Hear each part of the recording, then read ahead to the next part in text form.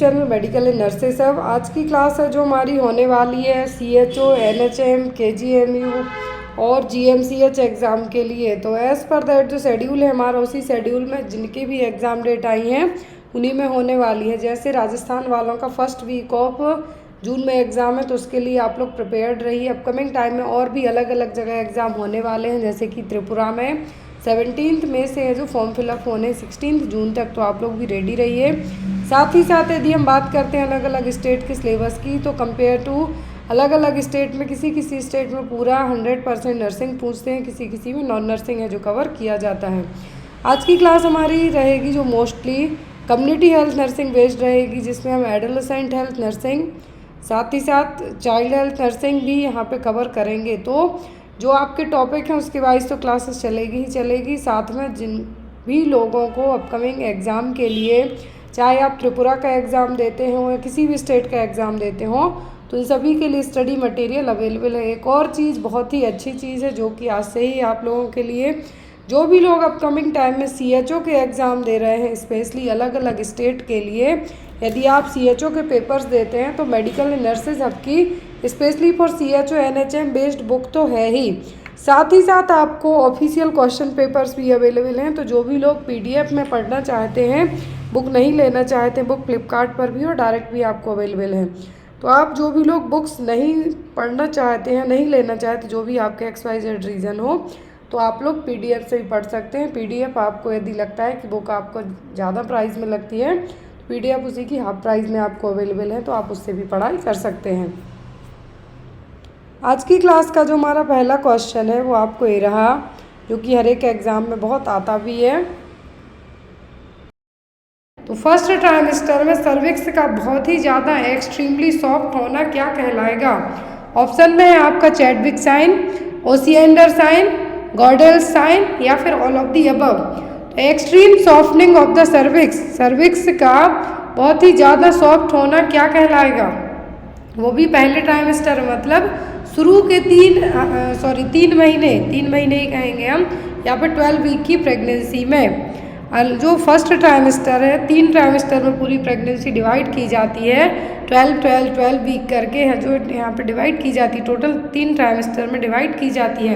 तो पहले ट्राइमेस्टर की यदि हम बात करें तो जो साइन देखने को मिलेगा extremely shortening of the cervix, कौन सा होगा? वो होगा गॉर्डेल साइन। कौन सा साइन? वो होगा गॉर्डेल साइन। अब यहाँ पर जो चैडविक साइन है, यहाँ पर वेजाइना और सर्विक्स का कलर जो कैसा होगा? ब्लू और वायलेट होगा। किस लिए? इंक्रीज्ड वैस्कुलरिटी के कारण। तो इनकेस आपको एक्सट्रीमली सॉफ्टनिंग ऑफ सर्विक्स कहें इन द फर्स्ट ट्राइमेस्टर, तो आपको कहना है गॉर्डेल साइन। यदि आपको कहें कि जो वेजाइना और सर्विक्स का कलर ब्लू है, पर्पल टाइप का हो रहा है, तो ये क्या कहलाएगा? ये कहलाएगा चैडविक साइन। ओसिएंडर साइन का मतलब है लेटरल फॉर्निक्स में 8 वीक ऑफ प्रेगनेंसी में पल्सेशन ज़्यादा फील होना, और ये भी होता है इंक्रीज्ड ब्लड फ्लो के कारण, ब्लड फ्लो की सप्लाई ज़्यादा होने के कारण। तो यहाँ पर 3 तरीके के साइन जनरली होते हैं, probable, presumptive and positive sign. तो प्रोबेबल, प्रिजम्पटिव जो पॉजिटिव साइन है, तो कंफर्मेटरी साइन किसको मानेंगे हम? जिसमें पॉजिटिव प्रेगनेंसी साइन होंगे, मतलब USG कंफर्म करेगी, अल्ट्रासोनोग्राफी से पता चलेगा, जब फीटल हार्ट रेट आपको सुनाई देगी तब, तो वो कौन से कहलाएंगे? वो कहलाएंगे आपके positive sign of pregnancy. Next है यहाँ पर, और जो गॉर्डेल्स हो गए, चैडविक हो गया, ओसिएंडर हो गए, क्विकनिंग हो गया, ये सभी क्या है? प्रोबेबल साइन है। क्या है? प्रोबेबल साइन है। मतलब एग्जामिनर ने आपको बताया है, मतलब एग्जामिनर ने जब आपको चेक किया तो आपको पता चला कि प्रेग्नेंट हैं आप, तभी आपको ये साइन जो फील होंगे। एक साइन और एग्जाम में आता है, वो होता है क्विकनिंग। कौन सा? क्विकनिंग, मतलब माँ को जो अपने बच्चे के पहले फीटल मूवमेंट फील होते हैं वो। Next is which of the biomedical marker detected in a mother's blood in neural tube defect. तो न्यूरल ट्यूब डिफेक्ट में माँ के ब्लड में कौन से मार्कर देखने को मिलेंगे? बायोमेडिकल मार्कर देखने को मिलेंगे। जब आप सीरम ब्लड टेस्ट कराते हैं, कौन से बायोमेडिकल मार्कर है जो बढ़े हुए देखने को मिलेंगे? Alkaline phosphate, amino acid, ascorbic acid या फिर अल्फा फीटोप्रोटीन। तो होगा alpha fetoprotein. Neural tube defect, neural tube defect का मतलब है कि जो स्पाइनल कॉर्ड है, ये क्या कब बनती है? बनती है इनिशियल टाइम प्रेगनेंसी में। तो इसको प्रिवेंट करने के लिए क्या दिया जाता है? Folic acid. जब माँ कंसीव करना चाहती है, कोई भी लेडी कंसीव करना चाहती है, तो उसको उसी टाइम से फॉलिक एसिड दिया जाना स्टार्ट कर दिया जाता है ताकि बच्चे को न्यूरल डिफेक्ट से प्रिवेंट किया जा सके। इन सम केसेस आपने फॉलिक एसिड भी दिया, लेकिन जब आपने सीरम ब्लड टेस्ट करवाया, कौन सा केमिकल मार्कर बड़ा हुआ होगा कि कंफर्म होगा कि बच्चे को न्यूरल डिफेक्ट डेवलप हो रहा है? तो होगा अल्फा फीटोप्रोटीन। 2 केस होते हैं, एक अल्फा फीटोप्रोटीन रहता तो है जो नॉर्मल लेवल पे रहेगा, लेकिन जब यदि इसी का लेवल अल्फा फीटोप्रोटीन का लेवल बढ़ा हुआ मिलता है मदर के सीरम में ब्लड टेस्ट की रिपोर्ट्स में, तो बच्चे को न्यूरल ट्यूब डिफेक्ट डेवलप हो रहा है। और यदि इसी अल्फा फीटोप्रोटीन का लेवल कम होता है, मतलब बच्चे को डाउन सिंड्रोम ट्रायोसोमी 21 है जो डेवलप हो रही है। Next one is anterior fontanel normally closes between the ages. तो एंटीरियर फॉन्टेनल कब क्लोज होंगे? 2 and 3 मंथ में, 12 and 18 मंथ में, 3 and 6 मंथ में, 1 and 9 मंथ में। तो 2 तरीके के फॉन्टेनल होते हैं, एक होता है पोस्टीरियर, दूसरा होता है एंटीरियर। सबसे पहले बंद होते हैं पोस्टीरियर फॉन्टेनल। कौन से? पोस्टीरियर फॉन्टेनल, जो कि 6 to 8 वीक की एज में ही बच्चे के बंद हो जाते हैं, आफ्टर बर्थ के 6 से 8 वीक की एज में बंद हो जाते हैं।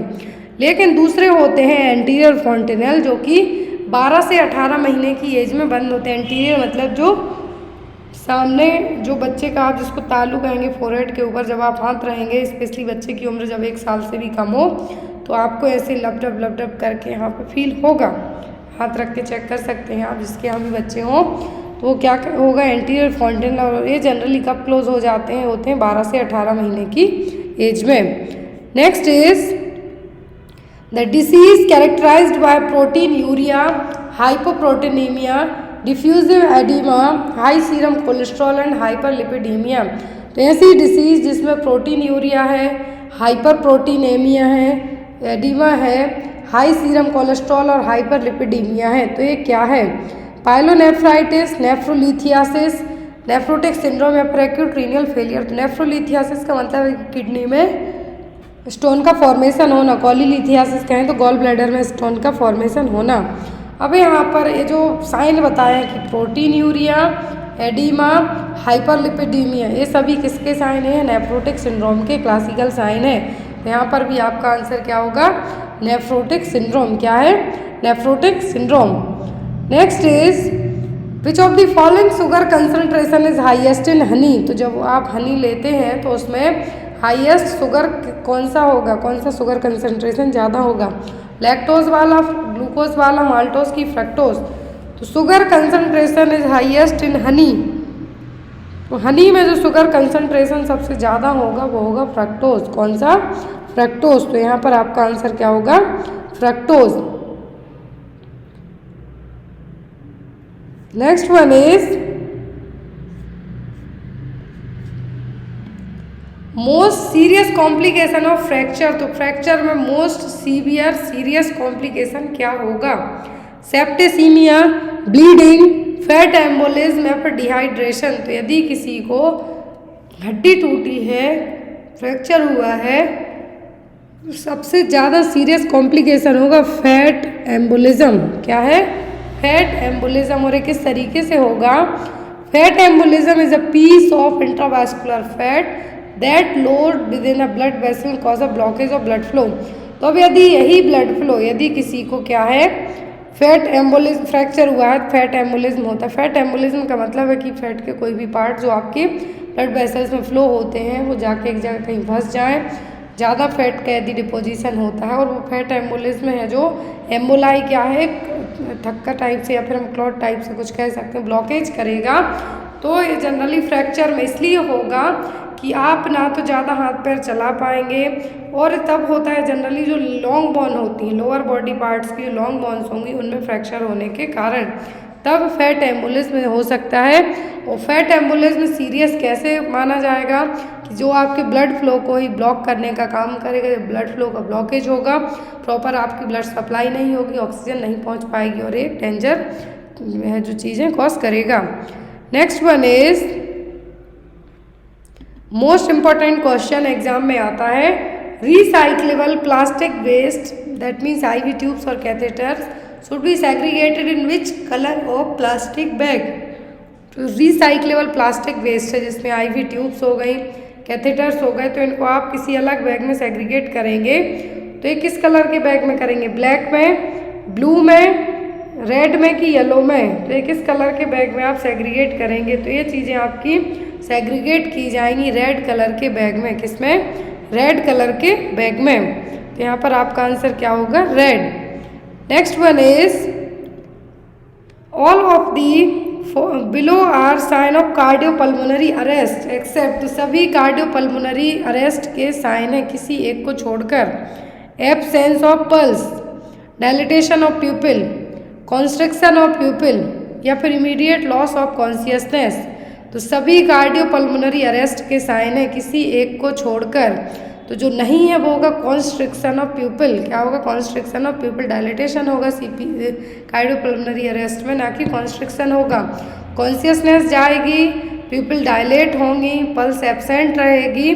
जो यहाँ पर कॉन्स्ट्रिक्शन ऑफ प्यूपिल है ये क्लासिकल साइन कंसीडर किया जाता है ओपियोइड पॉइजनिंग का। ओपियोइड ओवरडोज में साइन है जो कंसीडर किया जाएगा। Next is in premature baby that means birth weight is below 2 kg is contraindicated for which vaccine. यदि किसी बच्चे का वजन प्रीमेच्योर बेबी बच्चा जो पैदा हुआ है बर्थ वेट उसका 2 किलो से भी कम है, 2000 ग्राम इससे भी कम है, तब आप उसमें कौन सी वैक्सीन नहीं देंगे। OPV, मीजल्स, BCG या फिर hepatitis B। At the time of birth OPV दी जाती है, BCG दी जाती है, हेपेटाइटिस B दी जाती है। तो आप OPV दे सकते हैं। BCG के लिए आप वेट कर सकते हैं। BCG के लिए आप क्या कर सकते हैं, वेट कर सकते हैं। 1 मंथ तक किसी भी रीजन से नहीं दी गई 2 kg वाले बच्चे में आप दे सकते हैं। यदि नहीं दी जाती तो 1 मंथ तक दे सकते, 1 मंथ तक नहीं दी जा पा रही तो 1 साल तक आप दे सकते हैं। ओरल पोलियो वैक्सीन दी जाती है। लेकिन यदि बच्चे का वजन प्रीमेच्योर बेबी पैदा हुआ है, वजन 2 किलोग्राम से भी कम है, तब हेपेटाइटिस B वैक्सीन कॉन्ट्राइंडिकेट मानी जाती है, नहीं दी जाती है। एक्चुअल में वैक्सीन तुरंत दी जाती है, shortly after the birth. In case babies who is born prematurely and weight less than 2 kg, तब यहाँ पे वैक्सीन नहीं दी जाएगी बच्चे को। वैक्सीन इज लेस इफेक्टिव, क्यों, क्योंकि 2 किलो से कम है बच्चे का वजन, तो वैक्सीन नहीं दी जाएगी। फिर ऐसे केस में आप बच्चे का वजन बढ़ने का वेट कर सकते हैं, 1 महीने की एज तक बच्चे का वजन बढ़ने का वेट कर सकते हैं, तब आप उस बच्चे को ये हेपेटाइटिस B वैक्सीन है जो दे सकते हैं। क्लियर है कि हेपेटाइटिस B वैक्सीन कब नहीं दी जाएगी, तब बच्चे का वजन 2 किलो से भी कम हो, क्योंकि इफेक्टिव नहीं होगी। वो वेट करेंगे, वेट एंड वॉच कि 1 महीने के अंदर बच्चे का वजन 2 किलो क्रॉस कर जाता है, तब आप उसको ये वैक्सीन दे सकते हैं। Next one is which food item has the highest calorie. तो यहाँ पर सबसे ज़्यादा हाईएस्ट कैलोरी किस फूड आइटम में है, फैट में, कार्बोहाइड्रेट में, विटामिन में कि प्रोटीन में। तो हाईएस्ट कैलोरिक फूड है जो आइटम है यहाँ पर वो होगा फैट। क्या होगा, फैट, क्योंकि 1 ग्राम फैट देगा 9 kilo calorie. 1 gram fat equal to 9 kilo calorie. और कार्बोहाइड्रेट और प्रोटीन से तो 4 किलो कैलोरीज ही मिलेगी। कितना, 4 किलो कैलोरीज ही मिलेगी। तो यहाँ पर सबसे हाईएस्ट कैलोरिक फूड आइटम्स होंगे फैट। कौन से, fat. What is the normal color of amniotic fluid when the bag of water is ruptured। तो यदि बैग ऑफ वाटर रप्चर होता है तो यहाँ पर एमनियोटिक फ्लूइड का कलर कैसा होगा। नॉर्मल की बात की जा रही है ना कि पोस्ट टर्म प्रेगनेंसी की, कि RH इनकम्पेटेबिलिटी की, किसी भी तरीके की नहीं, साफ साफ कहा है नॉर्मल एमनियोटिक फ्लूइड का कलर कैसा होगा, क्लियर होगा, ग्रीनिश होगा, ब्राउनिश होगा कि गोल्डन होगा। अब यहाँ पर 4 ऑप्शन में से आपका आंसर क्या होगा। तो सबसे पहली चीज़ एमनियोटिक फ्लूइड है जो क्लियर कॉन्साइज कलर का होगा, मतलब कैसा, बिल्कुल क्लियर होगा। इसमें यदि ग्रीनिश कलर है, ब्राउनिश कलर है, दैट मीन्स कुछ ना कुछ एबनॉर्मलिटीज़ तो डेवलप हुई हैं, ज़रूर हुई हैं। तो यदि नॉर्मल पूछे तब आप क्या कहेंगे कि ये क्या है, क्लियर है। लेकिन एमनियोटिक फ्लूइड में कलर के कारण कुछ एबनॉर्मलिटीज़ की बात आती है, ग्रीन कलर का होता है। यदि एमनियोटिक फ्लूइड ग्रीन कलर का है दैट मीन्स क्या है, मेकोनियम स्टैंड, बेबी का जो फर्स्ट पासिंग स्टूल है वो उसमें आ गया तो ग्रीन हो गया। गोल्डन है मतलब माँ को RH इनकम्पेटेबिलिटी है। ऐसे केस में एज सून एज बच्चा डिलीवर होता है और कॉर्ड क्लैंप कट की जाती है, अर्ली कॉर्ड क्लैंपिंग की जाती है कि माँ की जो एंटीबॉडी है वो बच्चे में ट्रांसफ़र ना हो पाए। यदि ग्रीनिश येलो कलर का है मतलब बच्चा पोस्ट मैच्योरली पैदा हुआ है, दैट मीन्स 42 वीक की प्रेगनेंसी के बाद बच्चा पैदा हुआ है तो ग्रीनिश येलो रहेगा। जैसे जैसे 35 वीक की प्रेगनेंसी के बाद जैसे जैसे वीक्स बढ़ते जाएंगे वैसे वैसे एमनियोटिक फ्लूइड का कम है जो लेवल है कम होते जाएगा, जिसको हम AFI इंडेक्स कहेंगे, एमनियोटिक फ्लूइड इंडेक्स कहेंगे। जैसे जैसे प्रेगनेंसी 35 वीक के आगे जाएगी AFI इंडेक्स कम होते जाएगा और हाइड्रोनियस होने के चांसेस बढ़ जाएंगे। पोस्ट मैच्योर प्रेगनेंसी में हाइड्रोनियस होने के चांसेस ज़्यादा रहेंगे। और यहाँ पर यदि डार्क रेड कलर का आता है एमनियोटिक फ्लूइड, दैट मीन्स कुछ ना कुछ एक्सीडेंटल ब्लीडिंग हुई है, हेमरेज हुआ है।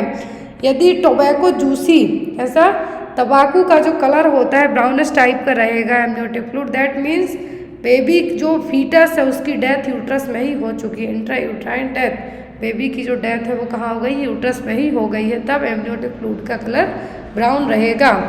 और इन केस आप बहुत सारे केसेस सुनते हैं कि यदि माँ के यूट्रस में ही बच्चे की डेथ हो जाती है और यदि जो बच्चा डेथ हुआ है उसको विदिन 24 आवर के बाहर नहीं निकाला जाता है तो माँ को इन्फेक्शन फैलना स्टार्ट हो जाता है, माँ को सेप्टिसीमिया होने के चांसेस बहुत ही ज़्यादा बढ़ जाते हैं। Next is inflammation of the fallopian tube. तो फैलोपियन ट्यूब का इन्फ्लामेशन क्या कहलाएगा? ऑप्शन में है यहाँ पर साल्पिंजाइटिस, एंडोमेट्राइटिस, सर्विसाइटिस या फिर वेजाइनाइटिस।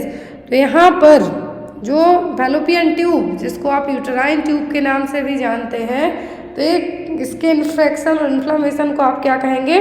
साल्पिंजाइटिस। क्या कहेंगे? साल्पिंजाइटिस। तो यहाँ पर आपका आंसर होगा साल्पिंजाइटिस।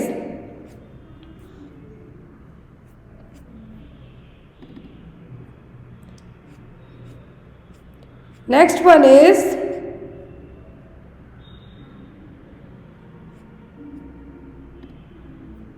विच stage of puerperium period is called remote stage. ये क्वेश्चन हमने कुछ दिन पहले भी पढ़ा था कि परपीरियम पीरियड में रिमोट स्टेज कौन सी कहलाएगी? Within 24 hour after the child birth, early up to 7 days या फिर अप टू 6 वीक या फिर none of the above. Puerperium period में रिमोट स्टेज कौन सी कहलाएगी? तो रिमोट स्टेज कहलाती है अप टू 6 वीक तक की। कितनी? 6 वीक तक की। अब यहाँ पर स्टेज होती है परपीरियम पीरियड की। परपीरियम पीरियड की 3 स्टेज होती हैं। इमीडिएट परपीरियम मतलब पहले 24 घंटे, the first 24 hour after पर्चुरेशन। Baby की डिलीवरी होने की प्रोसेस क्या कहलाएगी? बर्थ, जो वेजाइनल बर्थ है या फिर जन्म देने की जो प्रक्रिया है वो कहलाती है पार्चुरेशन। तो यहाँ पर 24 आवर, जो फर्स्ट 24 आवर है ये कहलाएगा पार्चुरेशन के बाद का immediate puerperium period. Early puerperium होगा फर्स्ट वीक का। कौन सा? फर्स्ट वीक का। रिमोट परपीरियम होगा जब तक जो 6 वीक का पूरा ड्यूरेशन दिया जाता है परपीरियम पीरियड को, तो वो कहलाएगा पोस्टपार्टम पीरियड और puerperium period. Remote puerperium period जो कि अप टू 6 वीक तक का रहेगा, जिसमें माँ के जो जेनाइटल ऑर्गन्स हैं वापस से रिवर्ट बैक नहीं हो जाते हैं, वो time period. Next one is the failure of uterus to its normal sizes. यदि इन केस किसी भी रीजन से यूट्रस वापस से अपने शेप में नहीं जाती है तो वो क्या कहलाएगी? इन्वोल्यूजन, सब इन्वोल्यूजन, रिट्रैक्शन या फिर all of the above. Involution का मतलब तो है कि वापस से रिवर्ट बैक हो जाना। नॉन प्रेग्नेंट स्टेज में, मतलब प्रेगनेंसी नहीं है, जब नॉन प्रेग्नेंट स्टेज है तो यूट्रस का वजन होता है 60 ग्राम तक, लेकिन प्रेगनेंसी में 1000 से 1100 ग्राम तक हो जाता है। अब यहाँ पर डिलीवरी के बाद फीटस बाहर आ गया, प्लेसेंटा बाहर आ गया, एमनियोटिक फ्लूइड बाहर हो गया, तो 5 kg तक वेट तो तुरंत ही घट जाता है। अब यहाँ पर यूट्रस का वजन जो कि एक इलास्टिक वे में बढ़ती जाती है, जैसे जैसे जेस्टेशनल पीरियड बढ़ता है वैसे, तो नॉर्मल से रिवर्ट बैक होगी और इसको टाइम लग जाता है। पूरी बॉडी के जो रिप्रोडक्टिव ऑर्गन है उनको 6 वीक तक का, जिस पीरियड को हम कहते हैं परपीरियम और पोस्टपार्टम पीरियड। तो यदि यूट्रस वापस से रिवर्ट बैक नहीं हो पाती है तब हम इसको कहेंगे सब इन्वोल्यूजन। क्या कहेंगे? सब इन्वोल्यूजन। और सब इन्वोल्यूजन देखने को मिलता है ग्रैंड मल्टीपैरारिटी में, जिसके 3 से ज़्यादा बच्चे हुए हों। ट्विन प्रेगनेंसी में जिसमें यूट्रस ओवर डिस्टेंटेड रही हो। इल मैटरनल हेल्थ, माँ की हेल्थ सही नहीं हो। Caesarean section, uterine prolapse, aggravating factors, इन सभी केसेस में क्या होगा? यूट्रस को वापस से रिवर्ट बैक होने में टाइम लग जाता है या फिर यूट्रस रिवर्ट बैक नहीं होगी। Clear? A case of 28 week of pregnancy with pain and bleeding diagnosis is 28 week की प्रेगनेंसी है, पेन हो रहा है, ब्लीडिंग हो रही है, तो क्या डायग्नोस होगा? प्रीमेच्योर लेबर डायग्नोस होगा, थ्रेटेंड अबॉर्शन होगा, प्लेसेंटा प्रीविया होगा कि एक्सीडेंटल हेमरेज होगा। तो यहाँ पर 28 वीक की प्रेगनेंसी ऑलरेडी हो चुकी है, तो अबॉर्शन के केस में नहीं जाएगा, यहाँ पे 20 वीक तक कंसीडर किया जाएगा, ना ये प्रीमेच्योर लेबर में जाएगा। तो यहाँ पर ये जो 28 वीक की प्रेगनेंसी है, दर्द के साथ ब्लीडिंग होती है, तो ये कहलाएगा आपका एक्सीडेंटल हेमरेज। क्या कहलाएगा? Accidental haemorrhage. प्लेसेंटा प्रीविया आप इसको कह सकते हैं, लेकिन जब ये painless bleeding, painless vaginal bleeding होती, मतलब ब्लीडिंग तो होती लेकिन दर्द नहीं होता, पता ही नहीं चलता, दर्द नहीं होता, ब्लीडिंग होती, तब आप प्लेसेंटा प्रीविया कह सकते हैं। बट यहाँ पर जो ब्लीडिंग हो रही है, दर्द के साथ हो रही है, तो ये कहलाएगा आपका एक्सीडेंटल हेमरेज। क्या कहलाएगा? Accidental haemorrhage. Next one is which of the following haemoglobin value denotes anaemia in a pregnant women. तो प्रेग्नेंट वुमेन में हीमोग्लोबिन वैल्यू है जो क्या बताएगी कि एनीमिया है या नहीं। हीमोग्लोबिन लेवल 11%, HB 12%, HB 9% या फिर HB 13%। तो हीमोग्लोबिन का लेवल प्रेग्नेंट वुमेन में 9% से कम जाता है, दैट मीन्स लेडीज़ को क्या हुआ है? प्रेग्नेंट वुमेन को एनीमिया हुआ है। अब यहाँ पर बाय द WHO के जो प्रेगनेंसी में यदि एनीमिया कंसीडर किया जा रहा है तो लेस देन 11 ग्राम पर DL, लेकिन as an mild moderate severe pre severe की हम बात करते हैं तो 9% से यहाँ पर स्टार्ट किया जाता है। कितना से? 9% से। तो यहाँ पर 9% से कम है, मतलब क्या है? एनीमिया हुआ है, फिर इसकी माइल्ड मॉडरेट सीवियर कैटेगरी रहेंगी। क्लियर है? Next one is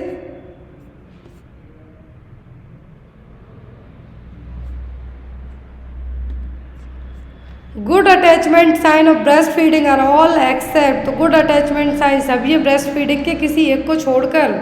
babies mouth widely open, lower lip turn inward, baby's chin touch the breast, majority of areola is inside baby's mouth. Good attachment sign की बात हो रही है, जब बच्चा breast feed करता है तो सभी गुड अटैचमेंट साइन है किसी एक को छोड़कर। तो बेबी का जो माउथ है वाइडली ओपन रहेगा, लोअर लिप बाहर की तरफ होंगे ना कि अंदर की तरफ, बेबी का चिन माँ के ब्रेस्ट को टच करेगा और जो एरियोला का मोस्टली पार्ट है वो बेबी के माउथ में रहेगा, तो ये गुड अटैचमेंट साइन होंगे। लेकिन यहाँ पर जो एक ऑप्शन है वो है lower lip turn inward, generally outward बाहर की तरफ होगा, चिन फर्मली टच द ब्रेस्ट, और यहाँ पर जो बच्चा है अपनी माँ को आई कांटेक्ट भी करने की कोशिश करेगा। तो ये सभी क्या है? गुड अटैचमेंट साइन है। किसके?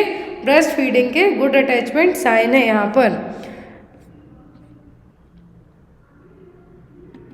Next is fertilization of 2 different ovum released in same cycle is known as. तो 2 डिफरेंट ओवम का एक ही साइकिल में रिलीज होना क्या कहलाएगा? सुपरफिटेशन, सुपरफिकेंडेशन, फीटस अकार्डियाकस या फिर फीटस पेपरिकस। तो यहाँ पर जो यदि फर्टिलाइजेशन हो रहा है 2 डिफरेंट ओवम का, लेकिन एक ही सेम साइकिल में एक ही बार के जो पीरियड्स आते हैं उसमें 2 ओवम, 2 अलग अलग ओवम एक ही बार रिलीज होते हैं और उनका फर्टिलाइजेशन हो जाता है, तो ये क्या कहलाएगा? ये कहलाएगा आपका सुपरफिकेंडेशन। क्या कहलाएगा? सुपरफिकेंडेशन। दूसरा होता है सुपरफिटेशन में, मतलब 2 डिफरेंट साइकिल में फर्टिलाइजेशन होगा, fertilization of 2 ovum in a different cycle. लेकिन यदि fertilization of 2 ovum in a same cycle तो वो होगा सुपरफिकेंडेशन। सुपरफिटेशन में होगा 2 ओवम का 2 अलग अलग डिफरेंट साइकिल में फर्टिलाइजेशन। यदि सुपरफिटेशन की बात करें तो यहाँ पर एक जो फीटस है उसकी जो जेस्टेशनल एज होगी वो होगी 28 वीक। तो यदि दूसरी साइकिल में फर्टिलाइजेशन हुआ है तो उसमें 4 वीक वो और बाद का रहेगा। तो इस तरीके से एक होगा 34 वीक या फिर 24 वीक मान लो या फिर 28 वीक, कुछ भी मान लो, 4 वीक का गैप आप देके इसको समझ सकते हैं। एंटी मलेरियल ड्रग है वो कौन सी है? वो है क्लोरोक्वीन। कौन सी? क्लोरोक्वीन और हाइड्रोक्सी क्लोरोक्वीन, जो कि हर एक 3 ट्राइमेस्टर होते हैं प्रेगनेंसी के, first, second and third trimester. 3 trimester में सेफ मानी जाती है क्या? क्लोरोक्वीन। आंसर आपका क्या होगा? क्लोरोक्वीन और हाइड्रोक्सी क्लोरोक्वीन, दोनों आप दे सकते हैं किसमें? प्रेगनेंसी में। यदि कॉम्प्लिकेटेड मलेरिया है तब पूछा जाता है यदि आपको, तो जो कंबाइंड थेरेपी दी जाती है मलेरिया की वो रहेगी। यहाँ पर यदि ओनली प्रेगनेंसी में पूछे तो क्लोरोक्वीन। और जो यदि आपको एक और क्वेश्चन आता है यहाँ पे ऐड कर देते हैं कि कौन सा जो मलेरिया की स्पीसीज है, 4 स्पीसीज होती है, तो जो फाल्सीपेरम है, फाल्सीपेरम क्या कॉज कर सकती है? सेरिब्रल मलेरिया, ये आपको आता है एग्जाम में। जो प्लाज्मोडियम की जो फाल्सीपेरम स्पीसीज है वो सेरिब्रल मलेरिया कॉज कर सकती है। How many extra calories needs for a pregnant women, तो किसी प्रेग्नेंट वुमेन को एक्स्ट्रा कैलोरीज की कितनी जरूरी होगी? 300 किलो कैलोरीज, 400, 200 की 100। दैट मीन्स आप जितनी कैलोरी ले रहे हैं उससे आपको एक्स्ट्रा की ज़रूरत है, उससे आपको एक्स्ट्रा कैलोरी की ज़रूरत है। तो यहाँ पर आप कितनी कैलोरी एक्स्ट्रा लेंगे? तो यहाँ पर आपको जो एक्स्ट्रा कैलोरीज की ज़रूरत पड़ेगी वो होगी 300 किलो कैलोरीज। कितना? 300 किलो कैलोरीज। यहाँ पर ये देखिए आप कि प्रेगनेंसी में यदि नॉर्मल वेट गेन की बात करते हैं, हम नॉर्मल वेट गेन की बात करते हैं तो 10 to 12 kg अप्रॉक्सीमेट एक जो आइडल वेट कंसीडर किया जाता है कि एटलीस्ट 11 किलोग्राम तो बढ़ना ही चाहिए। अब यहाँ पर यदि कैलोरीज की बात करते हैं तो प्रेगनेंसी में 1800 calories per day during first trimester. कितना? 1800 calories per day during the first trimester, 2200 calorie during the second trimester और 2400 calorie per day during the third trimester. यदि आपको इस तरीके से आता है तो आप ये कह सकते हैं, लेकिन यदि आपको कहते हैं फर्स्ट ट्राइमेस्टर में आपको कितनी एक्स्ट्रा कैलोरी की ज़रूरत है, यहाँ तो पूरा इंक्लूडेड बताया है मैंने कि आपको 1800, 2200, 24 कैलोरी चाहिए। लेकिन यदि आपको एग्ज़ाम में आता है कि पर डे आपको फर्स्ट ट्राइमेस्टर में कितनी एक्स्ट्रा कैलोरीज की ज़रूरत होती है, तो फर्स्ट ट्राइमेस्टर में आपको किसी भी तरीके से एक्स्ट्रा कैलोरी की ज़रूरत नहीं पड़ती है। लेकिन आपने देखा होगा कि जो प्रेग्नेंट लेडीज़ होती हैं, जैसे ही प्रेगनेंसी पीरियड स्टार्ट होता है कोई बहुत ज़्यादा खाना स्टार्ट कर देता है, किसी किसी को वॉमिटिंग होती है तो नहीं खा पाता। नेक्स्ट है यहाँ पर आयरन के लिए भी आपको आता है, तो पर डे 100 mg आयरन की ज़रूरत होगी। Folic acid 500 mcg per day.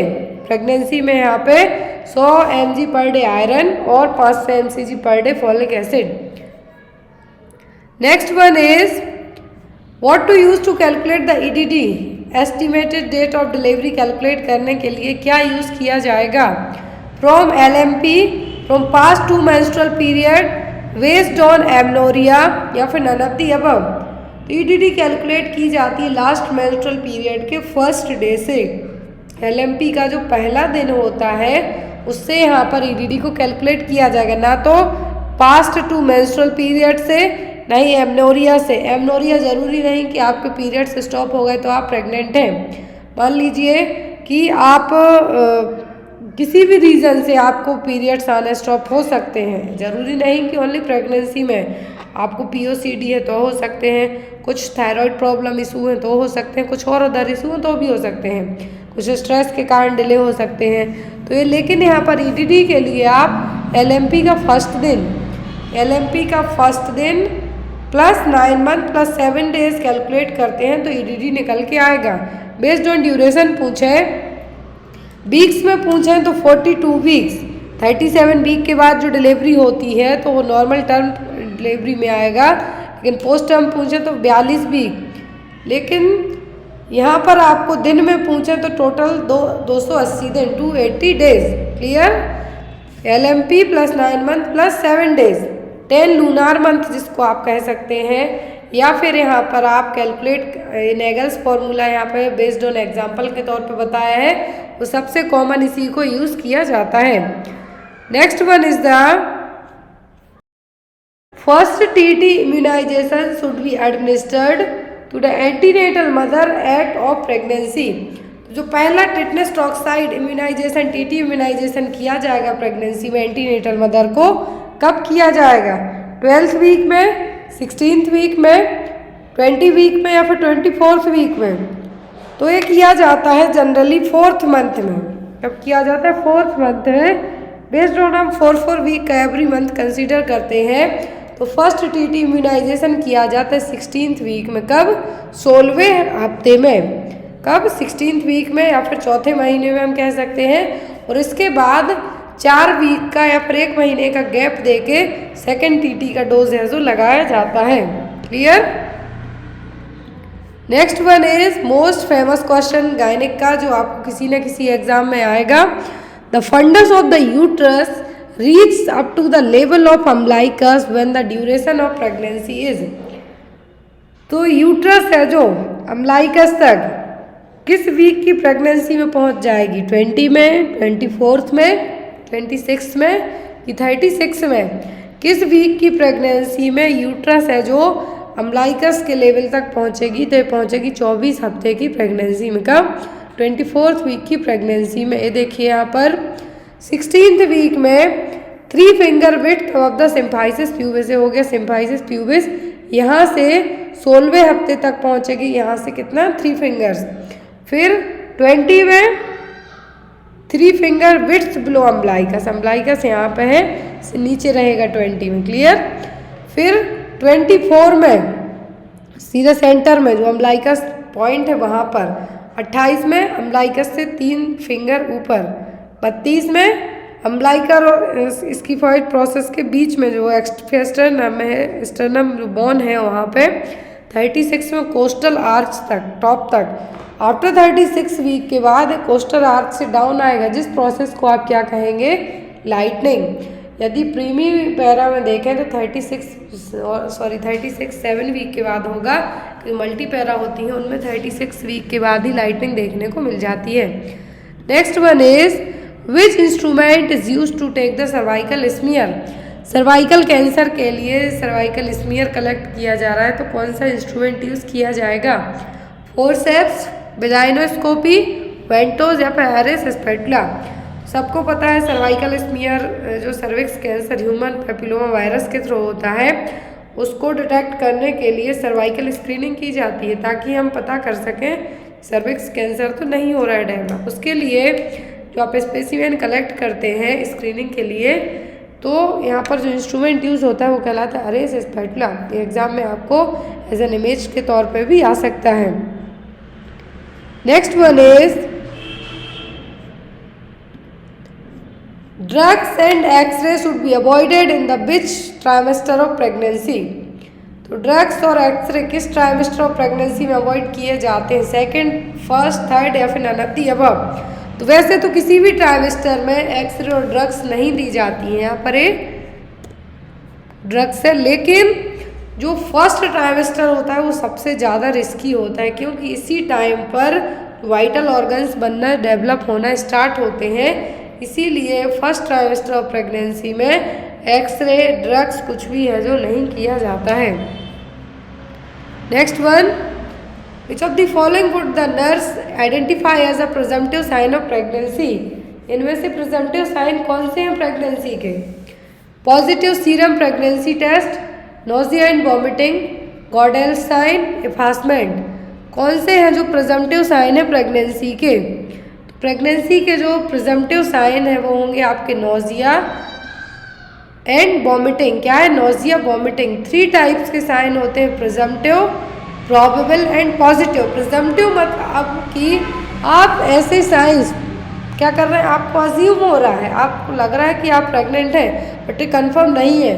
तो यहाँ पर आपका नोजिया, वॉमिटिंग होगा, एमनोरिया होगा, यूरिनरी फ्रिक्वेंसी होगी, यूट्राइन एनलार्जमेंट होगा, पिगमेंटेशन होगा। लेकिन आपको कुछ और रीजन से भी हो सकते हैं।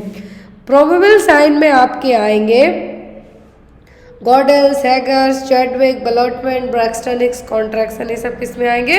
प्रोबेबल साइन में। पॉजिटिव प्रेगनेंसी टेस्ट होगा। प्रोबेबल का मतलब जो साइन डॉक्टर ने, जो गायनेकोलॉजिस्ट ने आप में चेक किए, वो पॉजिटिव में जब कंफर्म है, फीटल हार्ट रेट सुनाई देगी, अल्ट्रासाउंड में आप यूएसजी में देखेंगे तो बेबी पूरा बना हुआ दिखेगा, तो किस में आएगा? पॉजिटिव प्रेगनेंसी साइन में। Next one, in foetal vessels where is the oxygen content highest. Foetal vessels में ऑक्सीजन कंटेंट सबसे ज़्यादा कहाँ पे होंगे? डक्टस विनोसस में, डक्टस आर्टरियोसस में, पल्मोनरी आर्टरी की अम्बलाइकल आर्टरी में। फीटल सर्कुलेशन में जो फीटल वेसल्स हैं, चारों हैं जो यहाँ पे, इनमें से सबसे ज़्यादा ऑक्सीजन कंटेंट होंगे डक्टस विनोसस में। कहाँ पे? डक्टस विनोसस में।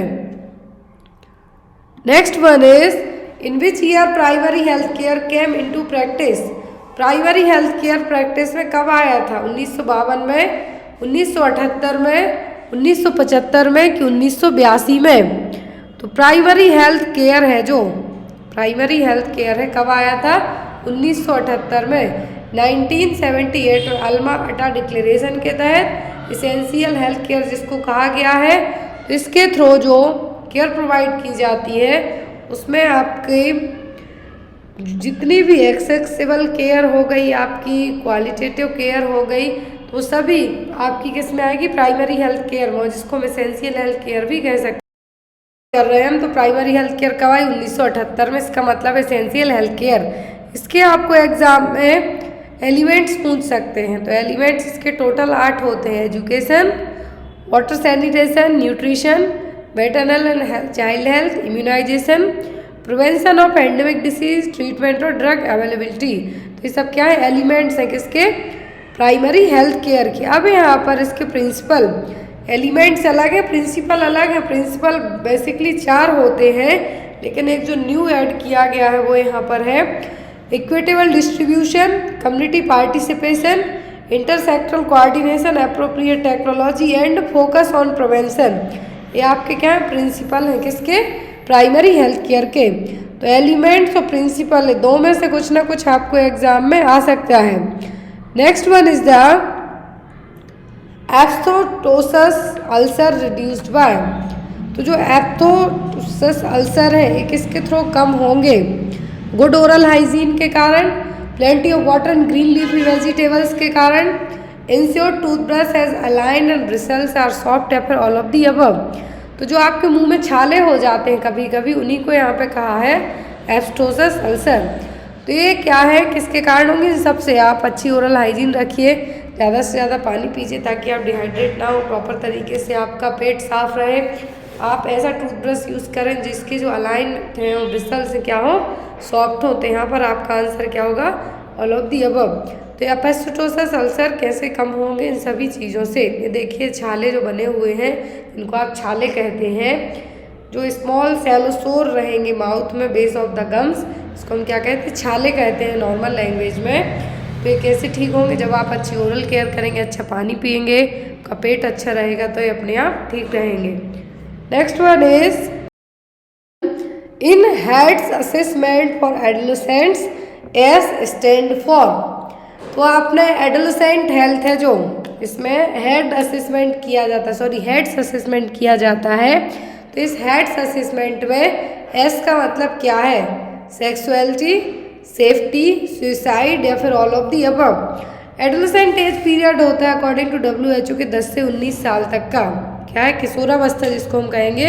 इसमें बहुत सारे जो बच्चे हैं मेंटली फिजिकली चेंजेस से होते हुए गुजरते हैं।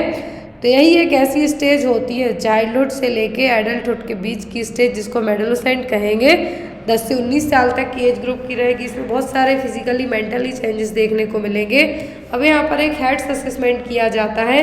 इसी के लिए RMN-CH+A प्रोग्राम है, RKS के प्रोग्राम है, RBS के प्रोग्राम है, सब एडोलेसेंट एज के लिए हैं। तो यहाँ पर एस का मतलब क्या है? एस का मतलब है सभी चीज़ें होंगी। ये रहा आपका हेड्स असेसमेंट जिसमें इंटरव्यू क्वेश्चन किए जाते हैं इस असेसमेंट के थ्रू। एच रिप्रेजेंट करेगा होम एंड एनवायरनमेंट को, ई रिप्रेजेंट करेगा एजुकेशन और एम्प्लॉयमेंट को, ए का मतलब है एक्टिविटीज़, डी का मतलब है ड्रग्स, कोई ड्रग्स वगैरह तो नहीं लेते हैं, एस से सुसाइड होगा, सेक्सुअलिटी होगी आपकी एंड सेफ्टी होगी। तो यहाँ पर आपका आंसर क्या होगा? All of the above.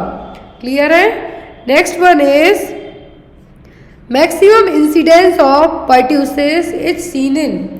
Pertussis जिसको हम बूफिंग कप कहते हैं, तो यहाँ पर 100 दिन की खांसी भी कहते हैं। सबसे ज़्यादा इंसिडेंस कब देखने को मिलेंगे?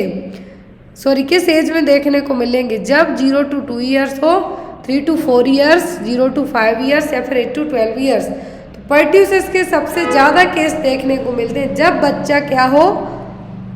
0 to 2 ईयर तक की एज में हो। इस टाइम पे सबसे ज़्यादा चांसेस इंसिडेंस रहेंगे किसके होने के, पर्ट्यूसिस के होने के, जिसको हम वूफिंग कफ या फिर 100 दिन की खांसी के नाम से जानते हैं। कॉजेटिव एजेंट है बॉर्डेटेला पर्ट्यूसिस नाम का बैक्टीरिया।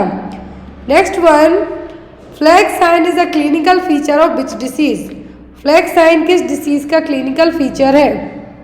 रिकेट्स का, पोलियोमाइलाइटिस का, मरासमस का या फिर क्वासियोरकर का। तो फ्लैग साइन का मतलब है आपके जो बाल हैं, जो आपके हेयर हैं, कैसे रहेंगे, झंडे जैसे, बीच में एक अलग टाइप का कलर सा दिखेगा आपको, और ये देखने को मिलता है किसमें, क्वासियोरकर में। देखिए आपके जो हेयर है ब्रिटल्स हेयर रहेंगे, तो इसमें आपके जो निशान जो बीच में बालों का जो चेंजेस देखने को मिल रहा है कहलाता है फ्लैग साइन, जो कि क्लासिकल साइन है किसका, क्वासियोरकर का। Next one is the contraindicated vaccine in child with history with convulsion. कौन सी वैक्सीन कॉन्ट्राइंडिकेट होगी? जिस बच्चे को कन्वल्जन्स के हिस्ट्री रही हो, जिसको फिट्स आए हुए हैं, उनमें आप कौन सी वैक्सीन नहीं देंगे? डिप्थीरिया, पर्ट्यूसिस, पोलियो या फिर चिकन पॉक्स। तो हमेशा जिस बच्चे को फिट्स की प्रॉब्लम हो या फिर प्रीवियसली कन्वल्जन आए हैं, तो जब आप डीपीटी वैक्सीन देते हैं तो डॉक्टर आपसे स्पेशली बच्चे की हिस्ट्री पूछते हैं, क्योंकि इसमें जो पर्ट्यूसिस कंटेंट होता है, जो पर्ट्यूसिस कंटेंट होता है, इसके कारण बच्चे को और ज़्यादा कन्वल्जन्स आने के चांसेस बढ़ सकते हैं। इसीलिए जब बच्चे को कन्वल्जन्स की हिस्ट्री रही हो, फिट्स की हिस्ट्री रही हो, सीजर्स की हिस्ट्री रही हो, तो बच्चे में पर्ट्यूसिस वैक्सीन को नहीं लगाया जाता है। Clear? Next one is what is the priority need that must include in the care of the child who has having pneumonia. तो यदि किसी बच्चे को निमोनिया है तो प्रायोरिटी नीड क्या होगी बच्चे की केयर के लिए? रेस्ट, ट्राईसाइक्लिक राइडिंग, न्यूट्रिशन या फिर रेस्पिरेटरी एक्सरसाइज। तो जब बच्चे को निमोनिया हुआ हो तो ऐसे केस में बच्चे के लिए रेस्ट करना सबसे ज़्यादा इम्पॉर्टेंट है। क्यों? क्योंकि जब रेस्ट करेंगे आप तो ऑक्सीजन की जो डिमांड है वो कम होगी और मेटाबॉलिक नीड्स भी क्या होगी, कम होगी। तो यहाँ पर बच्चे को भी थोड़ा रिलीफ रहेगा। तो यहाँ पर जब भी बच्चे को निमोनिया हुआ हो तो रेस्ट है जो फर्स्ट केयर रहेगी बच्चे के लिए। Next is Cramer's rules used for. जो क्रैमर्स रूल है किसके लिए अपनाया जाता है? जॉइंडिस के लिए, नेक्रोटाइजिंग एंटेरोकोलाइटिस के लिए, बर्न्स के लिए कि एस्फेक्सिया के लिए। क्रैमर्स रूल है जो यूज़ किया जाता है जॉइंडिस वाले मरीज में, स्पेशली बच्चे में। तो यहाँ पर क्रैमर्स रूल किसके लिए है? जॉइंडिस के लिए, पीलिया के लिए हम कहेंगे। तो यदि ब्रेन में होता है पीलिया, जो बिलिरुबिन का लेवल ब्रेन तक बढ़ जाए तब वो कहलाता है कर्निक टेरस। तो यहाँ पर है क्रैमर्स रूल। यहाँ पर सीरम बिलिरुबिन लेवल को है जो बेस्ड ऑन बॉडी एरिया के, बॉडी पार्ट्स के, यहाँ पे यदि फेस है तो फेस ब्लू टाइप का दिखता है तो 4 to 6 mg/dl। Chest, upper abdomen यहाँ पर 8 to 10 mg/dl हो गया, जो कि ग्रीन कलर से शो हो रहा है इमेज में। लोअर एब्डोमेन और थाइस येलो कलर रहेंगे, जो कि 12 to 14 mg/dl है। आर्म्स, लोअर लेग पिंक रहेंगे, 15 से 18 mg/dl। पाम्स एंड सोल्स में 15 से 20 mg/dl। सबसे पहले जो जॉइंडिस शो होता है वो होगा आपके नेल्स पर, कि आइज में, स्क्लेरा में, हाथों में पीलापन देखने को मिलेगा। तो ये क्या है? क्रैमर्स रूल है, जिससे आप जॉइंडिस में बिलिरुबिन का लेवल कितना बढ़ा है, कितने परसेंटेज तक बढ़ा है। Next one is in x-ray the heart of a child with teratology of Fallot appears. यदि किसी बच्चे को टेराटोलॉजी ऑफ फैलेट है, क्या है? टेराटोलॉजी ऑफ फैलेट है, जिसमें 4 एबनॉर्मलिटीज होंगी टेराटोलॉजी ऑफ फैलेट में। तो बच्चे का हार्ट एक्सरे में कैसा दिखाई देगा? कौन shaped, boot shaped, Apple shaped कि पी शेप्ड? तो यदि बच्चे को टेराटोलॉजी ऑफ फैलेट है तो बच्चे का जो हार्ट का शेप है ऐसा होगा, जूते के शेप जैसा। ये देखिए यहाँ पे बूट जैसे दिखेगा। तो टेराटोलॉजी ऑफ फैलेट क्या है? 4 कंजेनाइटल, हार्ट की 4 कंजेनाइटल एबनॉर्मलिटीज हैं, एनोमलीज हैं, उनसे मिलके बना है। Pulmonary valve stenosis, VSD, overriding outta and right ventricular hypertrophy. Next one is Which which hormone is present in hormonal contraceptive pills, तो कौन सा हार्मोन है जो हार्मोनल कॉन्ट्रासेप्टिव पिल्स में रहेगा? प्रोजेस्टेरोन, एस्ट्रोजन, दोनों, या फिर ल्यूटिनाइजिंग हार्मोन? कौन सा हार्मोन रहेगा? जो कॉन्ट्रासेप्टिव पिल्स होती है उनमें कॉन्ट्रासेप्शन का काम क्या होता है? अनवांटेड प्रेगनेंसी को रोकना। पिल्स यदि दी जा रही हैं तो इन पिल्स में दोनों हार्मोन होते हैं, कंबाइंड जो ओसीपी कहलाती हैं, कंबाइंड ओरल कॉन्ट्रासेप्टिव पिल्स कहलाती हैं। उनमें प्रोजेस्टेरोन और एस्ट्रोजन दोनों सिंथेटिक फॉर्म में होते हैं, नेचुरल नहीं रहेगा। नेचुरल आपकी ओनली बॉडी रिलीज कर सकती है, किसमें रहेंगे? सिंथेटिक फॉर्म में। और इनका काम क्या होता है? ओवुलेशन को सप्रेस करना। एग्जाम में आ सकता है जो हार्मोनल कॉन्ट्रासेप्टिव पिल्स होती हैं, इनका जो मैकेनिज्म ऑफ एक्शन होता है वो क्या होता है? Inhibit the ovulation process. Ovulation में होगा क्या? एग रिलीज होता है और उस एग को स्टॉप करने का, सप्रेस करने का काम कौन करेंगी? ये हार्मोनल कॉन्ट्रासेप्टिव पिल्स। अब यहाँ पे एग्जाम में आपको बहुत सारे क्वेश्चन आते हैं, किससे रिलेट करते हुए? आपको एग्जाम में क्वेश्चन आते हैं आपके लिए जो फैमिली प्लानिंग मेथड है, क्या है यहाँ पर? फैमिली प्लानिंग मेथड है, उससे आपको क्वेश्चन आते हैं एग्जाम में। तो फैमिली प्लानिंग के लिए जो मेथड अपनाई जाती है, एक होती है परमानेंट। क्या है? Permanent method. परमानेंट मेथड में क्या होती है आपकी? Tubectomy and vasectomy. ट्यूबेक्टोमी में क्या किया जाएगा? फैलोपियन ट्यूब को कट करके टाइप किया जाएगा, फीमेल में होती है यूज। और ऑल वर्ल्ड में सबसे ज्यादा यूज की जाने वाली परमानेंट फैमिली प्लानिंग मेथड, या फिर आप इसको यहाँ पर स्टरलाइजेशन मेथड के नाम से भी जान सकते हैं। एग्जाम में आपको स्टरलाइजेशन मेथड भी पूछा जा सकता है। वैसेक्टोमी में वास डिफरेंस, जो कि एक ट्यूब कैरी करती है स्पर्म को, उसको कट करके टाइप किया जाता है, मेल में करवाई जाती है। अब यहाँ पे आती है टेम्पररी और रिवर्सिबल। परमानेंट को रिवर्सिबल भी कहा जाता है, लेकिन टेम्पररी और जो रिवर्सिबल है वो मेथड हो गई। तो टेम्पररी में आपकी बहुत सारी मेथड्स होती हैं। एब्सिस्टेंस हो सकता है, मतलब सेक्स ना ही करो, इंटरकोर्स ना करो, साधु सन्यासी टाइप बन जाओ, अवॉइड करो, ये सब मेथड्स आ जाएंगी किसमें? आपकी टेम्पररी फैमिली प्लानिंग मेथड्स में। फिर यहाँ पर टेम्पररी फैमिली प्लानिंग मेथड्स में कॉपर्टी भी आ जाएंगी, आपकी बहुत सारी मेथड्स साथ में इंक्लूडेड रहेंगी।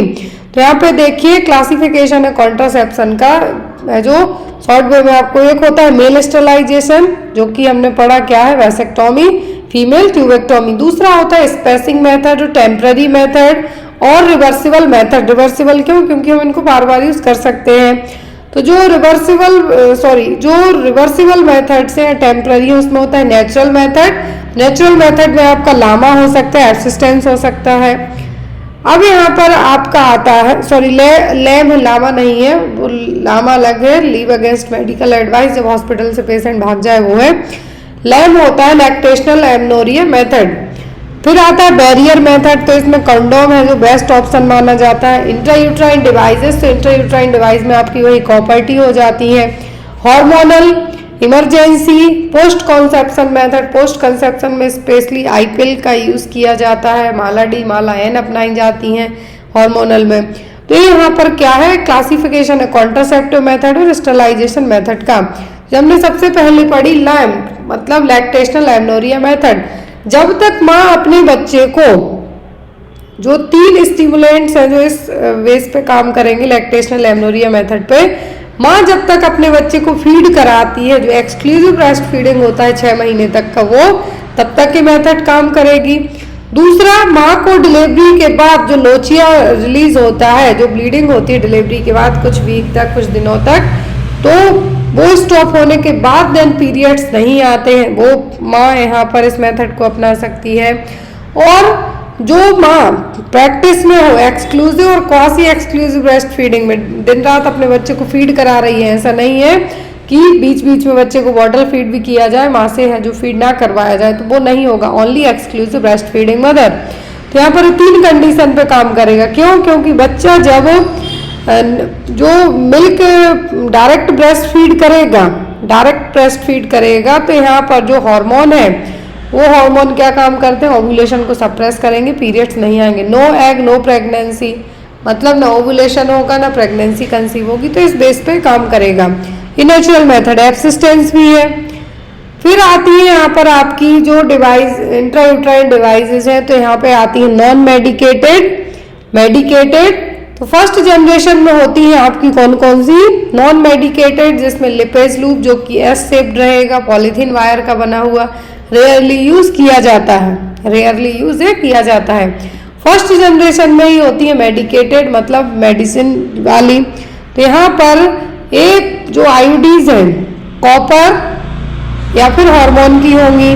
फिर आता है सेकंड जनरेशन और थर्ड जनरेशन। तो सेकंड जनरेशन में आपकी कॉपर टी सबसे कॉमनली यूज की जाती है, कॉपर टी, नोवा टी। सेकंड जनरेशन में जो बायोएक्टिव डिवाइस है कॉपर रहेगा, यहाँ पर कॉपर टी 380 है, 10 साल के लिए यूज की जाती है। 200B मल्टीलोड नोवा टी। तो यहाँ पर देखिए कॉपर टी का एग्जाम में आपको एक ही क्वेश्चन बनता है मोस्ट ऑफ दी, तो वो होता है कि इसका जो ड्यूरेशन है कब तक यूज किया जा सकता है, 10 साल तक। लेकिन यदि आपने एक बार कॉपर टी लगवा ली और यदि बीच में बच्चा कंसीव करना है तो आप इसको रिमूव करवा सकते हैं, लेकिन इसका जो सेल्फ लाइफ होती है कितनी? 10 साल की होगी। अब यहाँ पर कॉपर टी 200B होती है, जो कि यहाँ पर 3 साल के लिए इसकी सेल्फ लाइफ क्या है? 3 साल। यदि इसका दूसरा नाम हम कहें तो क्या होता है? प्रेग्ना। प्रेग्ना यहाँ पे नाम याद रखें आप, इससे आपको इजीली यदि मार्केट में अवेलेबिलिटी की बात करें तो कॉपर टी 200 के नाम की जगह प्रेग्ना है जो इजीली अवेलेबल होगी। और यहाँ पर ये नेशनल फैमिली प्लानिंग प्रोग्राम के तहत इंक्लूडेड भी है। देखिए कॉपर टी 200 जो कि 3 साल के लिए, मल्टीलोड 375, कॉपर टी 380A और LNG most of the use की जाती है मल्टीलोड, कॉपर टी 380A और कॉपर टी 200। अब आती है तीसरी जनरेशन में जिसमें हार्मोन्स रहते हैं। हार्मोन रहेंगे तो ओव्यूलेशन को सप्रेस करेंगे। एग्जाम पर्पस से हम बात करें तो हार्मोन रिलीजिंग में सबसे ज़्यादा जो आपको एग्जाम में आती हैं वो क्या है? प्रोजेस्टासाइट और मिरेना। क्या है? प्रोजेस्टासाइट और मिरेना। तो प्रोजेस्टासाइट टी शेप रहेगी, 38 mg इसमें प्रोजेस्ट्रॉन रहेगा, नाम से ही पता चलता है क्या है? प्रोजेस्ट्रॉन है। डेली बात करें तो 65 mg पर डे के हिसाब से प्रोजेस्ट्रॉन क्या होगा? रिलीज होगा, और ये 1 साल के लिए इफेक्टिव होती है। दूसरा आता है मिरेना। मिरेना में 20 mg लेवोनोजेस्ट्रॉल रहेगा और इफेक्टिव रेट मतलब फेलियर होने के चांसेस ओनली 1% है। फिर आती है हार्मोन, तो जो हमने जस्ट अभी पढ़ा कि प्रोजेस्टासाइट और मिरेना, LNG ये सब किस में आएंगी? आपकी हार्मोनल, मतलब इनमें हार्मोन है तो ये हार्मोनल हो गई। देखिए यहाँ पर लिपेज लूप, प्रोजेस्टासाइट और मिरेना। तो यदि हम बात करते हैं कि कौन सी डिवाइस कॉमनली यूज की जाती है तो यही होंगी। नेक्स्ट आता है आपका spermicide used in contraceptive today. तो टुडे नाम का स्पर्मिसाइड है, इसमें क्या कॉन्ट्रासेप्टिव यूज किया जाता है? स्पर्मिसाइड का अच्छा काम क्या होता है? स्पर्म को मारना। क्या? स्पर्म को मारना। अब यहाँ पर कौन सा यहाँ पर स्पर्मिसाइड है टुडे के लिए? MPA, प्रोस्टाग्लैंडिन F2, 9 नैनोक्सिनॉइल या फिर नोरेस्टेरॉन। क्या होगा यहाँ पर? तो यहाँ पर जो टुडे नाम का कॉन्ट्रासेप्टिव है, क्या है? टुडे नाम का कॉन्ट्रासेप्टिव है, तो इसमें यहाँ पर 9 नैनोक्सिनॉल रहेगा। एक तरीके से स्पंज होता है। यहाँ पर क्या है? एक तरीके से देखिए यहाँ पर वुमेन्स कॉन्ट्रासेप्टिव है। टुडेज 9 नैनोक्सिनॉल वुमेन्स कॉन्ट्रासेप्टिव है, एक तरीके का है स्पंज टाइप का होगा जिसमें 1000 mg, ध्यान से देखिए यहाँ पर 1000 mg 9 नैनोक्सिनॉल है जो प्रेजेंट रहेगा। जैसे ही इसको पहले से इंसर्ट करके रखा जाता है, जैसे ही स्पर्म इसके कांटेक्ट में आएंगे उनको मार दिया जाएगा। याद रखें टुडे क्या है? एक वेजाइनल कॉन्ट्रासेप्टिव है जो कि एज अ स्पंज फॉर्म में मार्केट में अवेलेबल होगा। क्या है? इसको आप वेजाइनल स्पंज के नाम से भी जान सकते हैं। याद रखें वेजाइनल स्पंज। यदि पूछें कि ये क्या है? कॉन्डोम है, मेडिसिन है, क्या है?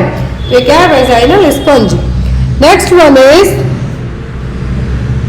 Non medicated IUDs are called as, just हमने अभी पढ़ा है कि जो नॉन मेडिकेटेड आईयूडी है। क्या है? नॉन मेडिकेटेड आईयूडीज है। तो यहाँ पर कौन सी है? थर्ड जनरेशन वाली कहलाती है, सेकेंड, फर्स्ट या फिर मल्टी लोड। तो यहाँ पर ये जो नॉन मेडिकेटेड है जिसको कहा जाता है फर्स्ट जनरेशन आईयूडी। क्या है? First generation IUD. और इसका जो बेस्ट एग्जाम्पल होता है वो होता है क्या? Lipase loop. एस शेप्ड रहता है। अब भी जस्ट हमने इसकी इमेज भी देखी है। क्या रहेगा? एस शेप्ड रहेगा, लिपेज लूप। नॉन मेडिकेटेड यहाँ पर इंट्रा यूट्राइन डिवाइसेस हैं जिसको फर्स्ट जनरेशन की कैटेगरी में रखा जाता है। और ये क्या है? Lipase loop. Next one is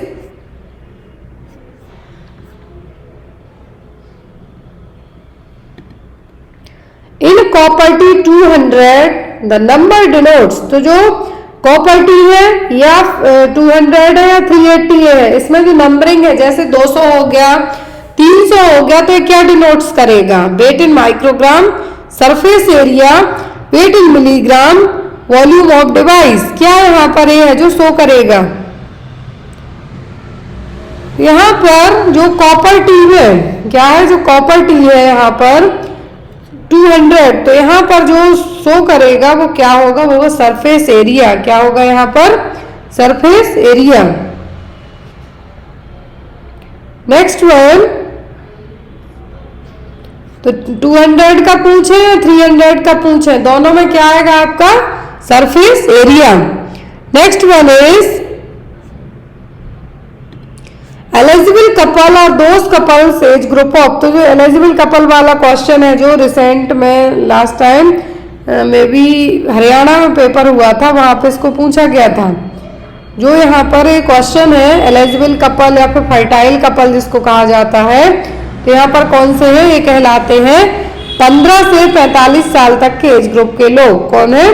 15 से 45 साल तक के एज ग्रुप के। फर्टाइल का मतलब क्या होगा? जो बच्चे पैदा करने के लायक हो, वो यहाँ पे कहलाएंगे फर्टाइल कपल। क्या कहलाएंगे? Fertile couple.